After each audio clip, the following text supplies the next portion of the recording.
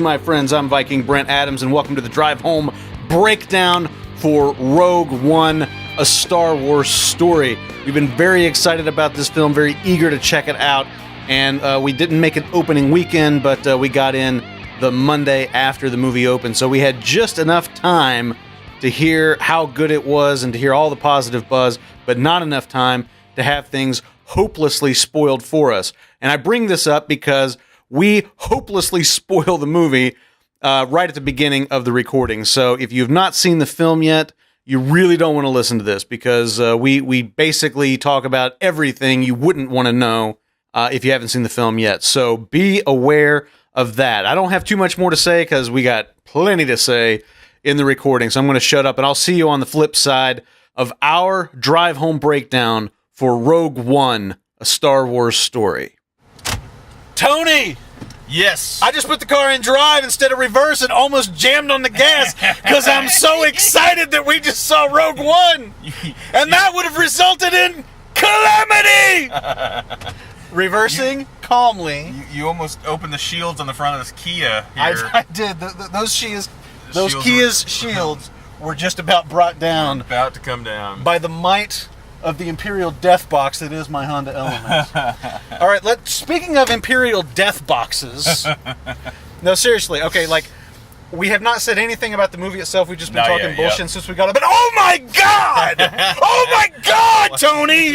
What the fuck just happened? I'll tell you what just happened. Brent, if you don't... George Lucas just got fucked in the ass. That's what happened. If you're not more careful, we're going to end up like the cast of Rogue One. Which is to say dead. Dead. Spoiler warning. Deader than fucking dead. I hope you've seen the movie at this point. Oh my God. Oh my God. Oh man, that was awesome. That kicked so much ass. That was so awesome. Oh! And fuck you! Diego Luna called and he said, fuck you! Yeah. Oh man, that was awesome. That was so awesome. I will say what's so funny because we haven't talked about, but what you were just saying about fuck George Lucas. Yeah. I really was thinking genuinely, not even fuck George Lucas, but just genuinely thinking, The Force Awakens. I feel like was probably like I doubt he could watch that without having some begrudging feelings because let's be honest. They retold a lot of story that he had already told. They pulled so heavily from some of that stuff. Yeah. I would really love genuinely to know what if he watched this, if he was like, that was pretty fucking good. You know, because I think he could have maybe been like a little more detached from it after, kind of this would be the second film that's kind of come out since he handed the reins over. Right. For a large sum of money. Yeah. And I guess money can't buy happiness, as George Lucas has just found out the hard way. But in fairness, all he was doing is just ruining everyone else's happiness. I don't know. At least they bought our happiness. That's not what this transaction was about. This transaction was about. No. Oh man, that was so good. I will say, man, getting near the end, I was just like, oh, this is not going well. Not going well. Yeah, I mean. You get about 20 minutes from the end, and you're like, "I'm not smelling a sequel so much." I honestly, really, when they were crashing the two Death Stars, or Star Destroyers into the planet, I just remember thinking the last shot was just gonna be them like looking up and just seeing them like here they come, hit the base. Just like, all right, well, no, they got to go out mad gangsterish. Yeah, they really did. I mean, it was Blaze of Glory all the way. Oh man. Dude, that was so good though. They did such a good job of. Okay, now I'm here. I'm always Debbie Downer. Yeah, I know. I'm crying foul. How so? And this is an official. All right. Official statement. You're calling shenanigans. I'm not. I'm not being funny. I'm being dead serious. All right, I'm listening. I'm calling bullshit. Yeah. Right now, an official complaint. I think the Bothans are basically pulling stolen valor. Kind of bullshit. Oh. Yeah. I didn't see a damn Bothan doing shit. But now, technically, many Bothans died, bringing us news of the second Death Star, not the first. Oh, all right. Well, then I take it all back. Sorry, Bothans. Sorry, Bothans. I mean, you're not really around. I mean, you're not really Bothan. And you're not really real. Let's be honest. You actually don't exist. And fuck that fake uniform. But anyway. yeah, I loved it. I thought that was it was so good. It was just such a good movie. Yeah. The characters I really liked. I wish we had gotten to see just a hair more of the like of them kind of being together in a team, you know, because bonding and stuff. I will admit near the end, you know, some of the bonds, they feel tighter than to be honest they've been presented as in the film. Like they haven't been through the shit, as it were, for too terribly long before they're kind of that close. At least not you know, certain characters, but. Aside from that, man, it just so awesome. The action was awesome. Yep. Like the cast was fantastic. The cast was I amazing. could not be happier with the cast, and it's such a. I mean, that's the thing. Like, there's no A-listers anywhere in here. Yeah. It's such a testament to the fact. Well, I mean, okay, like Donnie Yen. Donnie Yen's a big fucking star. Well, but like not A-listers in the sense that we're used to in not in traditional Hollywood. Yeah. Not in traditional Hollywood movies. Yeah. But the point is like. You find like really good actors and you give them, you know, like really good material. Yeah. And they will make themselves stars. Oh, and yeah. I mean, I've been a fan of Diego Luna for a long time, and I was so excited to kind of like see him in this movie and see like what kind of role he would be able to play in this. And I was like enthralled. I was like, he kicks so much ass. Well, I'll be honest, like they start right off at the beginning because you know, I don't know, like in the trailers, I always just got a feel that he was just a, you know. Yeah, he's just not. I mean, I'm sure there was a little bit more to him, but you know, your typical rebel, you know, kid that's been through some stuff. When he first, you know, kills that dude at the beginning, you know, when he's like, "Hey, man, don't worry, it's okay, it's okay." Zap. You're like, "Oh, holy shit! Okay, there's no. This ain't your mama's Star Wars. No, this ain't no Star Wars Special Edition. We're waffling over how roguish Han is. Yeah, like it ain't none of that. Like Diego Luna's a straight up assassin. Yeah. I love that. I did. Oh god, I love everything. Well, that's the thing. Like about the movie. In the older movies, to some degree, they are that sort of older school, like, you know, cowboy. Good guys heroes. are good, bad Yeah. guys are bad, and it's that clear cut. And you know, we're just at a time now where, I think most people appreciate, like, hey, look, you know. Maybe the bad guy isn't all that bad. There are reasons behind that, but just unless much he's Peter so, Cushing, in which case it's that bad. Except for the good guys have that same flaw. Like sometimes they're not always that pure, you know. Yeah. And unless they're Cap, you know, like I mean, there's like, and I like that I think they walked that line and made it believable. You know, but did not make it feel like you couldn't just turn around and watch A New Hope a second after finishing that film and it not feel like a natural progression. I agree, yeah. Well, and that's the thing is like I'm so glad that they were able to introduce that element into the Star Wars universe. Yeah. And what a logical way to do it. The fact that this guy is a spy, or you know, he's an intelligence. He's a covert operator, and he's the kind of guy that unfortunately they have to have in the early days until they kind of get to a point where it's, you know, they can just kind of stand up and fight, you know, like normal. That he's got to operate in the shadows. He does. That means doing some shadowy, dark shit. But maybe more importantly, I can't believe how well they did it and made it feel like it didn't just wipe away the next film. Like make it seem like, well, that just doesn't believable. You know, that's just you know, you can't put these two halves together. Yeah, I think you still can. It's the, you know, different. The rebellion's big enough to encompass all these heroes or whatever. Yeah. One other thing I really want to say that I liked about his character, and this was a writing thing.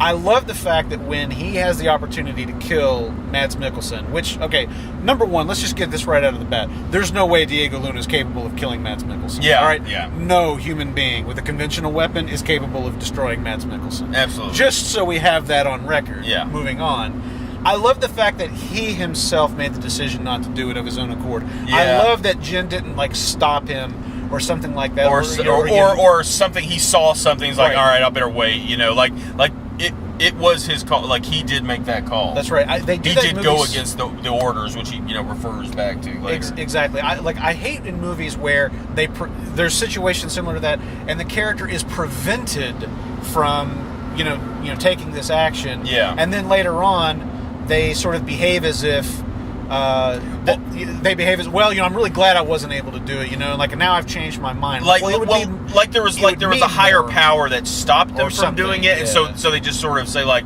well, that must mean that I wasn't meant to do it. And it's like, well, no, you chose not to do it at that moment. And honestly, it makes a bigger impact if the character chooses as opposed to circumstances deciding for you. Well, and I tell you, man, like that whole bit where he's like, where she's giving him down the road about, what he was there to do, and he's like, look, you have the, convenience of just popping in recently, which I do love. I love how they kind of call that out. They never call that out. Like, we've been doing this shit for years, right? And you just pop in 2 weeks ago, and or whatever. Yeah, I'm just but you know what I mean. Just pop in recently and decide to join the crew, and then act all high and mighty. It's like you have no fucking clue what we've gone through and what we've had to do to get to this point. And I thought they did it well without you. Kind of even if you would have still liked the character, but kind of like. It's like, oh man, I don't know. I don't changes know my opinion of him. Now. I don't know. I felt like they did that. I felt, I had no. They walked that tightrope really, really well. For that very moment, you kind of feel like he's going down a slightly darker path, but then after that moment, I think you realize you're like, oh well, and then especially when after the call to arms there at the at the meeting or whatever, directly after. Yeah. All right. So there's so much to talk about, but what's coming to mind right now is I want to talk about all of the interesting ways that this connects to A New Hope. Okay. Because this is as direct a prequel to A New Hope as there is. Could ever be. That shot where they hand the thing off and the guy runs around a corridor. Yeah. I thought for a second I was like, wait a minute, isn't that like the shot coming around the corridor like at the beginning? Turns out Scarif's right next door to Tatooine. Yeah. Exactly. Well, that's kind of what I thought in my head. I was like, wait a minute, this doesn't feel right. But the cues, the visual cues were just like, perfect. Right. Literally that we saw just moments before. Yeah. If you were to cut them together as a film, they would be there. You could have cut the end shot of this to the beginning shot of that, and it not felt a weird jump. A New Hope happens within an hour of this film ending. Yeah. It's so direct. That's exactly. So, all right, the spoiler that I talked about in our little pre-show. Okay. Chat, Yeah. The spoiler was to do with CG Peter Cushing. Okay. As Moff Tarkin. Yeah. And I actually do, now that you say this, I think I did actually see this too. Yeah. Or see something along those lines. What was the headline? So I can't remember exactly what it was, but it was just something but it had something to do with, like CG Peter Cushing in Rogue One. Yeah, okay, yeah. And again, it's one of those logic spoilers. I had assumed that we would probably see Moff Tarkin show up. Yeah. And I didn't think we'd see him as prominent. No, that's the thing. He's in a lot of scenes. He is. He's got quite a few scenes in the film. CG. Or CG. I don't know. Yeah. But I guess that's kind of the point, is that I was really impressed. It's not 100%. Like, it's not completely imperceptible. There's still something about the way the mouth animates when he's speaking that gives it away as animation. Yeah. But like the skin texture and like the lighting and stuff is really, really good. You know what I think is weird? I almost think it's slightly too detailed.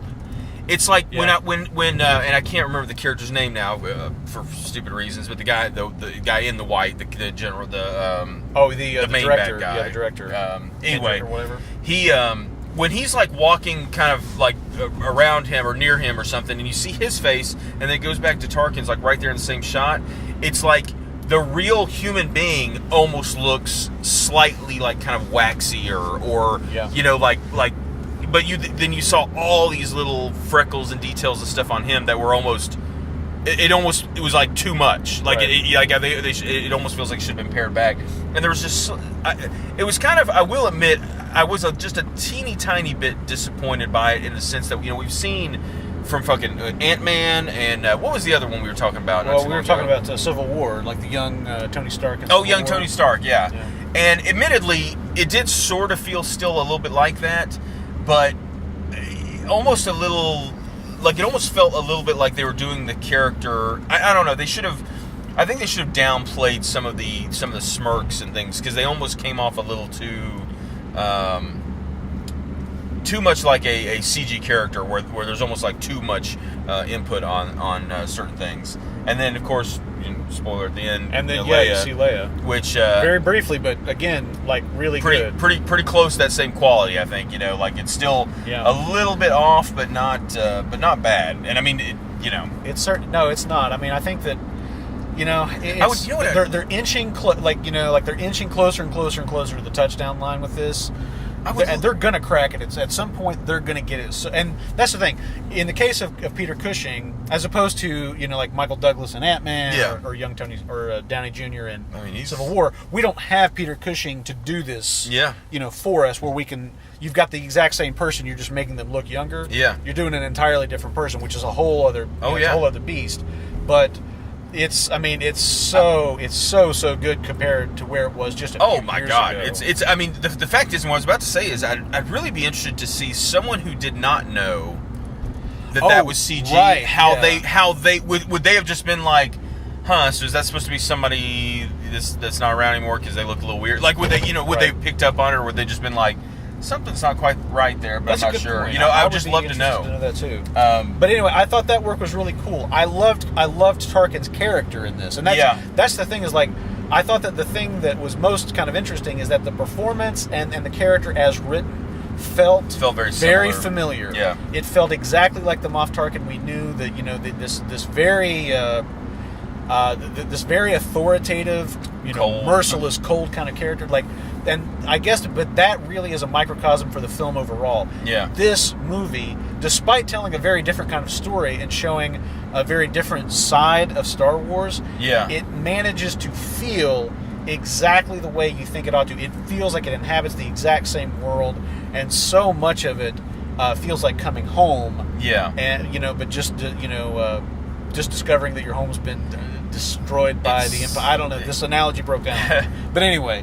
You know what I'm saying? I totally agree. Like, I felt like the overall feel of it was so good. It felt like I'll just be brutally honest. It's more akin to what I would like. Though?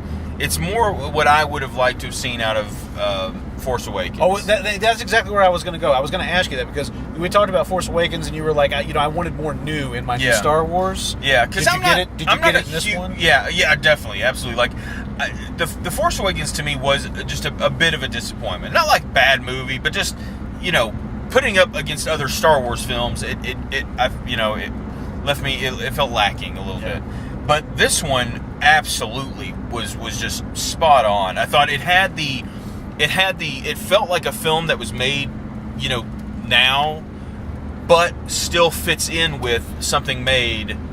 How long's it been now? 77. What was that? It's been a really long time. 23, 60, so 40 years. Like, I mean, it just struck that really nice balance of feeling modern sensibilities, but not like so much so that it feels out of place with the rest of the stuff that it is supposed to kind of inhabit the same world of. Which it really needs to do, given that it is such a direct handoff to. Yeah, and for some reason, I felt like The Force Awakens, to some degree, didn't feel as somehow the scale of it, or the even like the CG and like just something about the film did not feel as polished as I was hoped that would. That kind of did. Yeah. Like I felt like the worlds felt more real. The technology around felt more real. And admittedly, it's because we have all new characters, and maybe you can't kind of compare against this and that. And we're like, hey, there's that ship that we have. But like, I don't know. I even look back to like the Millennium Falcon. As awesome as it is seeing it on screen again.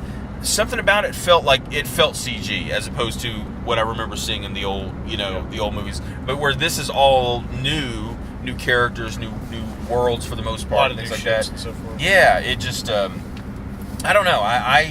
I would have to say I enjoyed this one quite a bit more than I enjoyed Force Awakens personally. Yeah, I certainly feel that way right now. God damn, did I love this movie. The one character, I guess I will admit, I liked him more than I thought I would, because for some reason it did not jive with me in the trailer. Yeah, and it was better in the film, but I don't know. There's still something just slightly off. That was Forrest Whitaker's character of I can't remember the names. It's terrible. Yeah, pull up IMDb. So. and he's the one character that's he has his characters in Clone Wars, I guess. Oh, is it? Okay, Yeah. I didn't. Is that new? Yeah, well, I haven't finished Clone Wars. Like, I've only watched, like, I don't know, like the first season or something like that. But Okay. apparently he shows up in at some point down the road in Clone Wars. Yeah. Maybe I'm halfway through the second. I can't remember. I was gonna say, like, I It's think on Netflix. I think the last one I saw was part or most of the way through the second season, and I don't. If I saw him, I don't unless it's a character that I'm not. I think he shows up later in Clone Wars. Let's see here. But he's sort of notable for that reason. Jimmy Smits and Mon Mothma, both from the prequels. Is the actress the same? I know Jimmy Smits was, but I was not as familiar with her. I'm not positive, but She looks just like I her. am 99% certain. It's She the almost same looked too actress. young to be the same. Whereas, like Jimmy Smits, I felt like did kind of show his age just a little bit. I mean, not badly. I mean, didn't look. No, it works for the situation. It worked totally fine, but I felt like you see that she almost looked exactly like what I remember from back then. But then maybe that's she was well cast. yeah. Let's see. So I tell you something else. Fuck every lightsaber fight in the prequels. I will take that Darth Vader hallway scene over. Oh my god! I will admit. My God, that does feel like complete fan service. Yes, but not in a bad and way. I Like love sometimes, being serviced by it. sometimes they do things like that, and you're almost just kind of like, man, that was cool, but God, it feels out of place. That felt fucking just awesome. Oh my God! The part, it's so badass. He force pushes the guy on the ceiling, and he's like And holding then, him there. but then as he walks by him, he slices him in half. Yes. Oh, that was fucking. Oh awesome. my God! Saw Gerrera. That's what it was. Yeah, that's the cat. That's the cat. I did. I kind of mentioned. We were sitting in the theater because we didn't want to talk about the movie, but yeah. I was. I've had this kind of interest here lately where the Hollywood films have been really making an effort to do, even if it's just something very small, they do something to bring in things from around the world, kind of like characters or some sort of thing, like a location, or location, like in Dark Knight where they go to Hong Kong. Yeah, exactly. Yeah. In Transformers, they blow up half of China. Because they make more money. Or Hong Kong. Sorry, I think it was whatever. They make more money when when they. Well, and it also is just, it's one of those territories. things we don't, because most of the movies are based, in the U.S. when we see them, but for, unless it's a specific story or something. So we just kind of take it for granted. But I bet that is kind of a cool thing to be like, hey, there's our country, there's our city, there's a person. But you think you've got, I think, someone, you had someone that was, a couple of, different Asian characters. I think one was, I believe, Japanese. One was, I think, either Chinese or Korean, or so, is it another, ethnicity? Then you have, it felt like you just had characters from all across the spectrum. Yeah, and I really think that was that kind of fits that cool ragtag, bring everybody together, kind of vibe. But it also, I feel like, is one of those cool things that every country around the world can, they've kind of got a piece. They've kind of got something that they can, maybe tie into more. I agree. And I really dug that. I thought that was very cool. Yeah, it's one of the advantages. When you're doing an ensemble film, you can mix in a lot of different elements. And I thought they did a great effect here. I thought that. I thought the lead actress, Jen Ursa. Fantastic. Felicity Jones really carried the movie well. Yeah. A short-lived but really terrific heroine in the Star Wars. Oh yeah. I mean, you don't think she's gonna? Probably not. Probably not. Okay. Probably not. See, when Diego Luna fell down when he fell down Tower Seagate. Yeah. I suspected that he might come back. Well, I'll be honest. They got engulfed by atomic fire. Yeah. I did not have the same feeling. They kind of made it very clear that everyone else left, that planet, but they kind of left him a little bit up there because you sort of knew something was going to have to happen. Yeah. Dude, I think honestly though, maybe legit, the thing I thought they nailed really well was there was not much humor from anyone other than maybe what was the droid? Donnie Yen. Like Donnie Yen had like one or two, couple of lines. Seriously, I'm blind. That Dude, that killed. Like you would think that would almost be like a little too meta for like a movie like that. Like it would kind of be like a little goofy, but it was so worked so well. Killed. But K2SO, and it's Alan Tudyk. Yeah, dude, that I thought they had that perfect mix of like almost C-3PO ish. Yeah. But with a little more attitude. I wish they could have like at least maybe explained that a little, like maybe like what why was he like hey, he was reprogrammed and the guy who reprogrammed him was a complete asshole, or so something to kind of explain why. But I love just the little interactions I thought were really really cool. I kind of thought that like some of the things that, like some of his dialogue and stuff is like, this is like the shit that like Chewbacca and R2 were saying. Yes, but we just never heard. That's a great point. But I felt like he kind of gave voice to the traditionally not silent, but the traditionally understandable sidekick. You get an inkling of like what they're probably trying to get across, but you really don't know what they're saying. Idiots. But I thought that was phenomenal, and it really it was funny, and I know it's like there's that one moment too where when they're getting back on the ship after they've been out there, he's like, I'm sorry for slapping you, Cassian, or something, like it kind of like, please don't hurt me, please don't, please don't be mad at me, please don't deactivate me. And I don't know, it's just kind of one of those things that makes him just a little bit more endearing, as a character instead of just a funny robot. I loved the thing that I loved about his character is that he's like so competent, and very similar to 3PO in this regard. Yeah. I love that he's like so competent at doing like droid shit, like anything that's got to do with piloting the ship or repairing stuff or interacting with technology. He's on top of interacting with people. Completely hopeless. Yeah, I really. I'm going to take these prisoners and imprison them in prison. Like him trying to make something up on the fly. Like it's like like him trying to lie. His programming is like kind of against him. The concept of lying or the concept of making up something that isn't accurate is probably like it's a hurdle for him. I really almost wanted him to do something like when he said when they walk in there and he says we need a map, and he says I'm sure there'll just be one there waiting for us or something, and he says you know what to do. And I really want him to almost say like when he like has his his RoboCop data spike in the head of that one robot. I kind of wish he'd just saying like doing this to other humans just doesn't seem to bother me, but doing it to another robot feels wrong or something.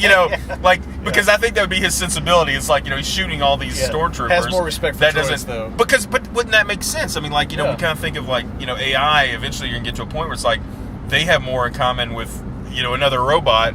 Maybe they would eventually get to a point where they would start thinking of them as like, hey, this doesn't feel right. Like, oh, these guys, I can blow these guys away. That's no problem. I don't know. That's how the robot uprising starts right there. I mean, they start to look down their nose at the pink skins. I'm just telling you, it's already happened. Okay, so speaking of squishy, fleshy things called stormtroopers, here's one thing that I was thinking about during the course of the film that is kind of interesting. This movie does, in fact, invalidate Lucas continuity in the sense that all of the stormtroopers are not being voiced by Jango Fett. Yes, that's very true. The stormtroopers are diverse. Like you hear a lot of American stormtroopers. You hear some other accents in a few places as well. And obviously, that was something that that wasn't the special editions. That was the DVD release. Yeah, where they went back and Tamura Morrison voiced all the stormtroopers. Because they're all clones, and obviously this film is not following that continuity. Exactly, and didn't we? And wasn't that like a thing that I think originally people thought like at one time all stormtroopers were clones. Yeah. But then because the clones were either like through DNA degradation or they just it just wasn't working, whatever. That they eventually cloning facilities. Yeah, they just eventually went to just exactly. Yeah. And I feel like that was the thing that made the most sense. And then of course that's why Lucas did something different than that. Right. Exactly. Because he doesn't like sense. It's like if you can imagine it yourself, then he doesn't think that's good. It's like only I can imagine it. You know, like if you could have anticipated the decision, he goes the other direction. Yep. Oh man, yeah, it's he'd make a good presidential candidate. Wouldn't he? God.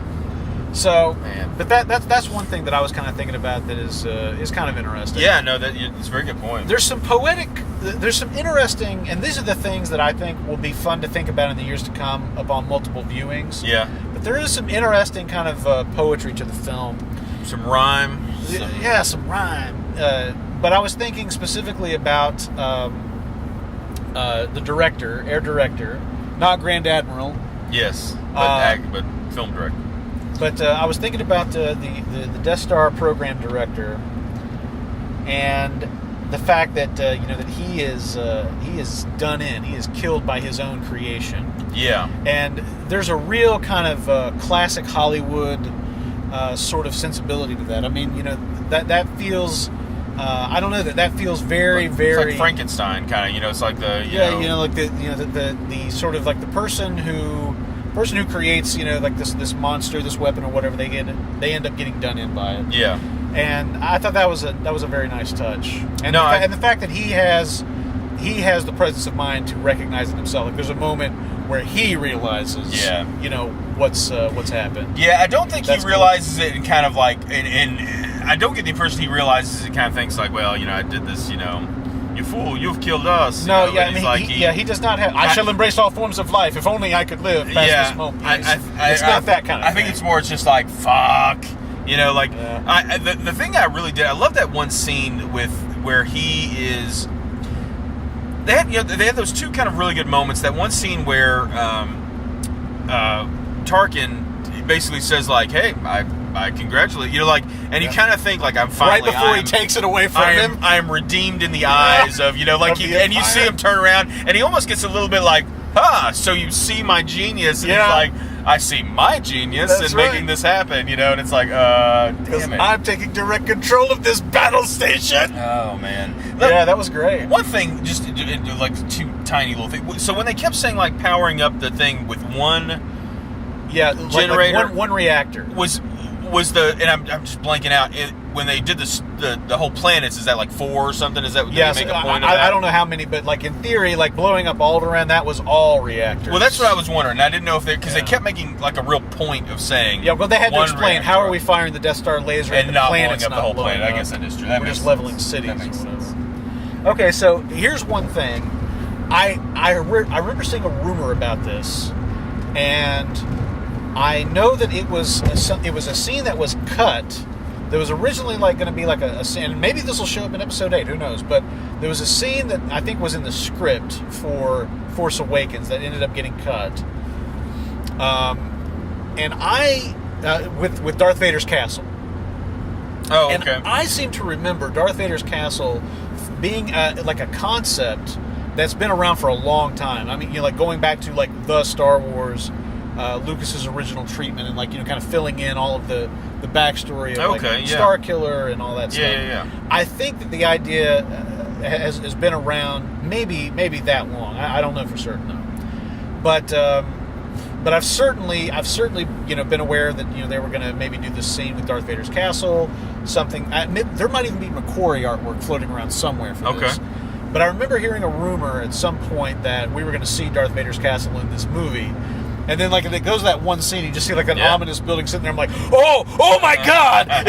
Here it is. Yeah, that was... But now I noticed they don't tell you what planet it's on. Well, I mean, now, it's a volcanic planet. Right, so... I'm not going to lie, I wondered if he's, like, sitting there up top being like, that's where I got burned to a crisp, right out there. That's the thing. Like, is it supposed to be Mustafar? Well, and is he still, like... Where Darth Vader was born. And he, he's in that tank.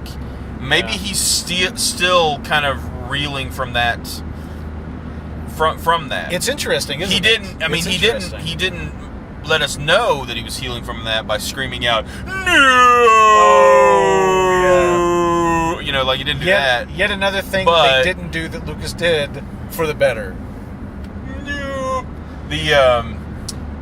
But I dug that. I did sort of. I mean, like I didn't know that. I didn't really think there was a connection, but I just kind of thought, I was like, I bet that is Mustafar. Like maybe that's where, like he can't be transported long enough to get there, so he's being healed on the planet maybe or something. I don't know. It's interesting. I mean, it probably doesn't make a lot of sense, but just like there's maybe there's some reasoning. That's the behind thing. Like, to me, it's almost more of an emotional kind of reason. Maybe that's it. Yeah. It's interesting. It's very interesting. Well, okay. Now here's all right. I'm going to make a theory. Anybody calling in? I'm going to make a theory. Okay. I'm going to create a hypothesis here. All right. So the Sith derived their power from hatred. And, and anger and negative emotion. And if he were trying to, and actually, you know what? I'm stealing this. This is from one of the books, and I can't remember which one now. This is from one of the old novels. He's trying to use the Force to heal himself. Okay. But because he's got to use the dark side of the Force, yeah, he's got to summon hatred and anger. And that's the moment. Who could he have more hatred and anger for than Obi-Wan, who took his fucking legs and like one of his fucking arms or whatever? Yeah. Or actually, I guess it was just the legs. But the point is that I thought didn't he? Well, yeah. He had already lost the arm. Oh, I guess that's true. But the point is that would be the location where that would remind him of what he lost and who took it from him. Yeah. And he could, maybe he could summon his hatred there more than any other place in the galaxy. That is where he could really, really summon the power of the dark side. Yeah. But anyway, like I said, I remember there was a scene in one of the books where he's in that pod in the Executor, the one that you see him in briefly in Empire. Yeah. He's in that pod, and it's like a hyperbaric chamber or something, and he's trying to use the Force to heal his lungs, his burned lungs, and he's thinking, in the scene, he's thinking of his hatred for Obi-Wan Kenobi. Yeah. What is the time frame between Episode 3 and this? Well, it's got to be about 20 years. Yeah, well, I mean, 19 years. However old Luke and Leia are. So it's got to be about 19 years, something like that. Because this happens right before New Hope, right? Yeah. So, literally, 45 minutes before New Hope. Yes. I thought that was cool. Something I thought was kind of interesting, like when we're down on the first the planet, the first city they nuke. On Jeddah. When they were first down on there and they're going around the town, you saw those people that were in the giant kind of red costumes that had the real tall heads, and they had that sliver just like the Imperial Guards you even see them later in the film. I was gonna say maybe that was were they supposed to be like priests that were worshiping the dark side of the Force or something, and then somehow they used that when they were when they That's a great question. I felt like it was it's way too. They look strikingly familiar. They absolutely were done on purpose, but I don't really know exactly what the purpose was. So is the Imperial Guard, are those costumes derived from some sort of traditional priest robe or something? They talk about basically the only people that are, because obviously the Jedi aren't on fucking Jedi anymore. Yeah. So they talk about these Guardians, and is that the traditional attire of the Guardians that the Emperor has sort of perverted? I guess that makes sense. Something like that. That probably is it. But there's definitely some kind of cool. And it wouldn't have made me think it was, it could have just been an homage or just kind of harkening back. But I mean, they showed the Imperial Guards later in the film. You see them there's for a half second. Yeah. They're in Vader's fucking castle. Yeah. There's all kinds. That's okay. Oh, they have so many little hidden things, and there's so many mythos. There's so many mythology gaps that this film it fills it in, but then it also opens it up to even more kind of questions and imagination and stuff. Yeah. And it really makes me want to go watch the Clone Wars, because I'm dying to know, do they explore? I mean, kyber crystals, that's been around, forever. Yeah. We've always known that, kyber crystals were powered. It is kind of neat they finally kind of start talking about them, because I don't think they ever really, other than just sort of, I feel like maybe they're mentioned at some point with, Yoda and Luke when he's talking about, creating his saber or something, but they don't really go into much detail on them, even though that's always been in the comics, the books and stuff. But something I will say, just as a little bit aside from the movie specifically, but what did you? Because we saw it in 3D. That's the first movie I've seen in the theater in 3D in a long time. Yeah, same with me. Probably since honestly Avengers, maybe Thor, somewhere in there, that time frame. Right. Probably Avengers is the last one. Yeah, Avengers was the last one I saw, because I had a bad experience with Avengers. I was like, fuck this. Well, it's not worth it. So what did you think? I thought it was fine. I felt basically, or actually, no, I take that back. The last movie I saw in 3D was Force Awakens. That's right. You all went back. That's right. Shelley and I right. went and saw that with my mom my dad and my sister. Yeah. And I felt exactly the same way about this as I did about Force Awakens. I thought it was okay, but it wasn't great. It didn't make me feel like, oh, I need to go be watching 3D movies more now. The problem I thought was at times I thought it did enhance, but probably as much, if not maybe more. I actually found it harder to focus on things. Like I was trying to look in the background and see things like when they're walking in this town, but because of that kind of slight frame rate difference, like when something would pan, it was hard for me to. It was harder for me to focus on things, and I felt like there was more that I probably missed watching it in 3D. Having said that, there were some really cool scenes. Kind of the normal movie stuff, like where people walking around the town and talking and that sort of stuff, really didn't ever, other than just like a really fuzzy person you're looking over their shoulder of to see the sharp person in front. Like that effect didn't do anything for me. If anything, it actually kind of it was not very striking. But like some of the space battle scenes and some of the fight, like some of that was pretty cool. It was pretty good. The last scene where when the rebels are coming to support them, and that shot of them being like on the wing and they zip in, which we'd already seen. They dropped a sublight at a hyperspace. But you stay on that wing and you see everything zoom in like right next to it, and then you go into battle. That was like, that's the kind of thing like it makes me want to go fucking get like the PSVR and that which a buddy of mine has it and has played that and was telling me like how awesome the X-Wing VR mission thing is. Amazon's been here. Oh, Jesus. Take a picture of that. Good Lord. But your mom thought she was under assault. all the knocking on the door. She probably thought there was snowfall, kept them in the house, like it's covering the door. That's a lot of packages. It's still not the same as that one year when they were all in front of the garage. That's true. That was a lot, too.